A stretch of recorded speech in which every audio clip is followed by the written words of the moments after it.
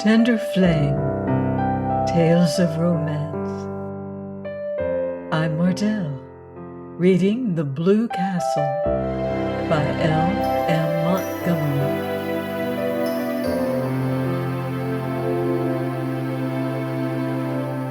Chapter 19.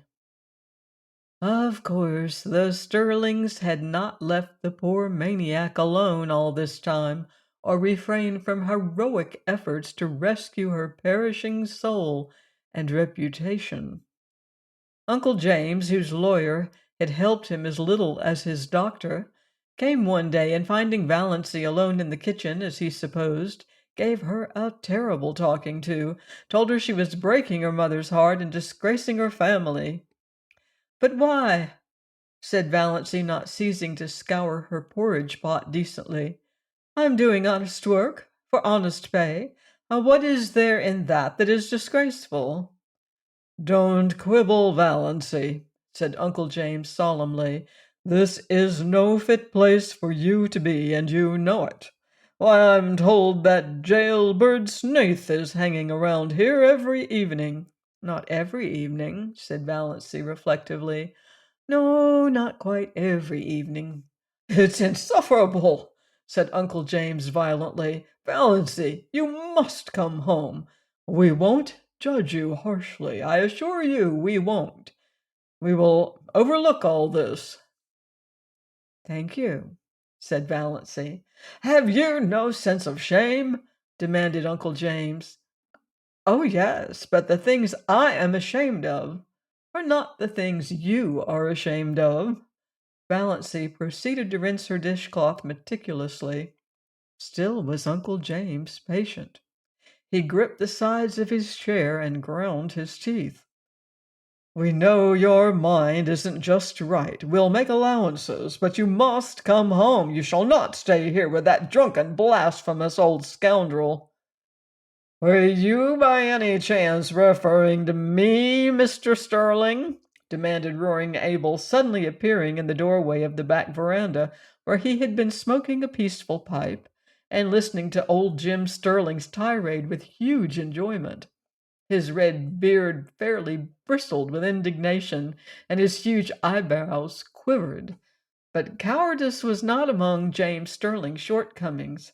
"I was, and furthermore I want to tell you that you have acted an iniquitous part in luring this weak and unfortunate girl away from her home and friends, and I will have you punished yet for it." James Sterling got no further.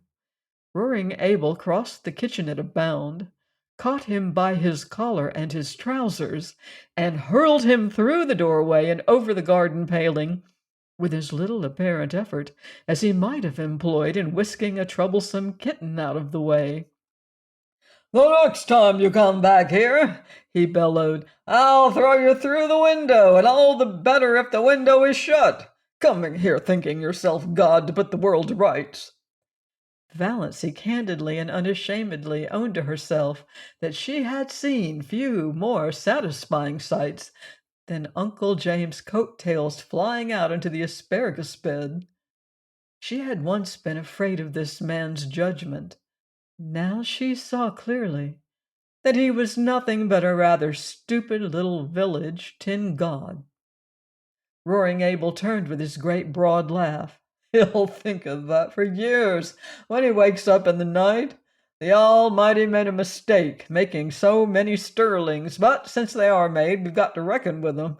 Too many to kill out. But if they come here bothering you, I'll shoo 'em off before a cat could lick its ear." The next time they sent Dr. Stalling. Surely Roaring Abel would not throw him into asparagus beds. Dr. Stalling was not so sure of this, and had no great liking for the task. He did not believe Valancy Sterling was out of her mind. She'd always been queer. She was only just a little queerer than usual now, and Dr. Stalling had his own reasons for disliking Roaring Abel. When Dr. Stalling had first come to Deerwood, he had had a liking for long hikes around Mistawis and Muskoka. On one of these occasions he had got lost, and after much wandering had fallen in with Roaring Abel with his gun over his shoulder. Dr. Stalling had contrived to ask his question in about the most idiotic manner possible. He said, "Can you tell me where I'm going?" "How the devil should I know where you're going, Gosling?" retorted Abel contemptuously. Dr. Stalling was so enraged that he could not speak for a moment or two, and in that moment or two Abel had disappeared into the woods. Dr. Stalling had eventually found his way home, but he had never hankered to encounter Abel Gay again. Nevertheless, he came now to do his duty. Valancy greeted him with a sinking heart. She had to own to herself that she was terribly afraid of Dr. Stalling still. She had a miserable conviction that if he shook his long bony finger at her and told her to go home, she dared not disobey. "Mr. Gay," said Dr. Stalling politely and condescendingly, "may I see Miss Sterling alone for a few minutes?" Roaring Abel was a little drunk, just drunk enough to be excessively polite and very cunning. He had been on the point of going away when Dr. Stalling arrived, but now he sat down in a corner of the parlor and folded his arms. "No, no, mister," he said solemnly. "That wouldn't do. Wouldn't do at all. I've got the reputation of my household to keep up. I've got to chaperone this young lady. Can't have any sparking going on here behind my back." Outraged, Dr. Stalling looked so terrible that Valancy wondered how Abel could endure his aspect, but Abel was not worried at all. "Do you know anything about it, anyway?" he asked genially. "About what?" "Sparking," said Abel coolly. Poor Dr. Stalling, who had never married because he believed in a celibate clergy, would not notice this ribald remark. He turned his back on Abel and addressed himself to Valancy. "Miss Sterling, I am here in response to your mother's wishes. She begged me to come. I am charged with some messages from her. Will you—" he wagged his finger. "Will you hear them?" "Yes," said Valancy faintly, eyeing the forefinger. It had a hypnotic effect on her. "The first is this. If you will leave this house," interjected Roaring Abel, House. Troubled with an impediment in your speech, ain't you, mister? "This place, and return to your home, Mr. James Sterling will himself pay for a good nurse to come here and wait on Miss Gay." Back of her terror, Valancy smiled in secret. Uncle James must indeed regard the matter as desperate when he would loosen his purse strings like that. At any rate, her clan no longer despised her or ignored her. She had become important to them. "That's my business, mister," said Abel. "Miss Sterling can go if she pleases, or stay if she pleases. I made a fair bargain with her, and she's free to conclude it when she likes. She gives me meals that stick to my ribs. She don't forget to put salt in the porridge. She never slams doors. And when she has nothing to say, she don't talk. That's uncanny in a woman, you know, mister. I'm satisfied. If she isn't, she's free to go, but no woman comes here in Jim Sterling's pay. If anyone does—" Abel's voice was uncannily bland and polite. "I'll splatter the road with her brains. Tell him that with A. Gay's compliments." "Dr. Stalling, a nurse is not what Sissy needs," said Valancy earnestly. "She isn't so ill as that yet. What she wants is companionship, somebody she knows and likes, just to live with her. You can understand that, I'm sure." "I understand that your motive is quite commendable." Dr. Stalling felt that he was very broad-minded indeed, especially as in his secret soul he did not believe Valancy's motive was commendable. He hadn't the least idea what she was up to, but he was sure her motive was not commendable. When he could not understand a thing, he straightway condemned it, simplicity itself. But your first duty is to your mother. She needs you. She implores you to come home. She will forgive everything if you will only come home. That's a pretty little thought, remarked Abel meditatively as he ground some tobacco up in his hand. Dr. Stalling ignored him. She entreats, but I, Miss Sterling. Dr. Stalling remembered that he was an ambassador of Jehovah. I command, as your pastor and spiritual guide, I command you to come home with me this very day. Get your hat and coat and come now. Dr. Stalling shook his finger at Valancy. Before that pitiless finger, she drooped and wilted visibly. She's giving in, thought roaring Abel. She'll go with him.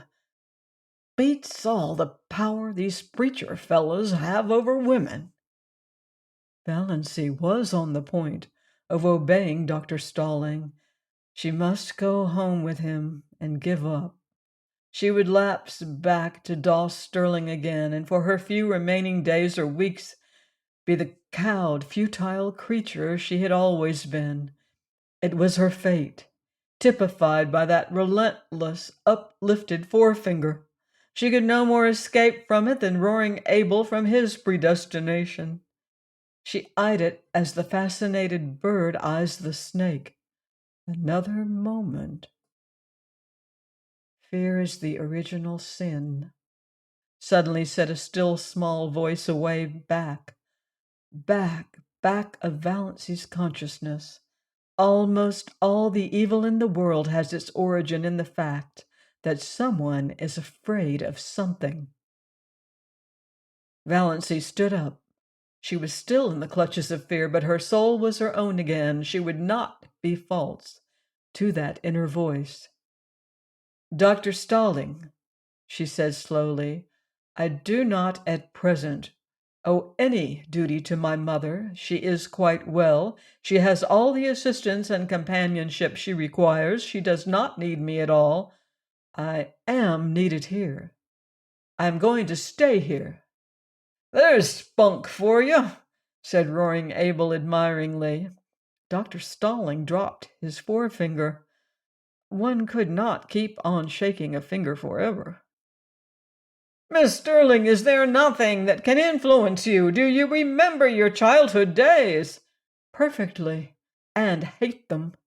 Do you realize what people will say, what they are saying? I can imagine it, said Valancy with a shrug of her shoulders. She was suddenly free of fear again. I haven't listened to the gossip of dear wood tea parties and sewing circles 20 years for nothing. But, Dr. Stalling, it doesn't matter in the least to me what they say. Not in the least. Dr. Stalling went away then. A girl who cared nothing for public opinion, over whom sacred family ties had no restraining influences, who hated her childhood memories. Then Cousin Georgiana came on her own initiative, for nobody would have thought it worthwhile to send her. She found Valancy alone weeding the little vegetable garden she had planted, and she made all the platitudinous pleas she could think of. Valancy heard her patiently. Cousin Georgiana wasn't such a bad old soul. Then she said, And now that you've got all that out of your system, Cousin Georgiana, can you tell me how to make cream codfish so that it will not be as thick as porridge and as salt as the Dead Sea? We'll just have to wait, said Uncle Benjamin. After all, Sissy Gay can't live long. Dr. Marsh tells me she may drop off any day. Mrs. Frederick wept. It would really have been so much easier to bear if Valancy had died. She could have worn mourning then. Please join me next time for another romantic chapter of The Blue Castle, here on Love's Tender Flame. Until then, love deeply and live beautifully.